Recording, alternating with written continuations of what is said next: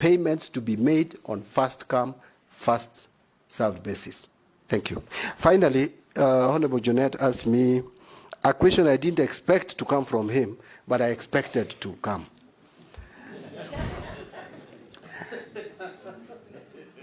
Mr. Speaker, I've been asked about bottom-up. Bottom-up economic transformation agenda. That is how it is called. Let me tell you, through you, Mr. Speaker, tell Honorable Junet this, that bottom-up is actually a concept of UDA, read Kenya Kwanza. But I want to tell him that if you look at the philosophy of UDA and ODM, there is no difference. Actually, the two are social democrats. Yes. The two political parties promote social democracy. But let me leave that for that. Look at better. What is it all about? It talks about job creation. It talks about cost of living. It talks about agricultural productivity. It talks about digital economy. What about ODM? What was in our manifesto? We talked about the same. Actually, the better concept is on value addition. Now, ODM manifesto, which I participated in drafting, we had manufacturing, emphasizing on agriculture as raw material. So it is manufacturing supported by agriculture. Did you read Animal Farm? I read it some time back, Mr. Speaker. Yes. But now, better is on value addition. Yes. For agriculture for value addition.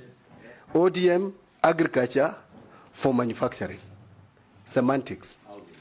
But again, finally, Mr. Speaker, housing was our concept, both of us. But finally, Mr. Speaker, there is the Constitution and the PFM Act, which will guide my conduct in office, if approved.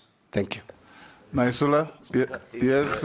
If you allow me, Honorable Speaker, just a supplementary on one of the things John Mbadi said around workings of the National Treasury and your work as a member of Parliament, the abuse of Article 223. Yes. And you know, since we were both in the Budget Committee, this has been a huge problem. And it continues to date. You've had in the recent past very senior government officers trying to twist people in the National Treasury to pay even confidential expenditure out of Article 223. I want to hear what you intend to do to now stem from the root cause or where this problem emanates from, the National Treasury, abuse of Article 223.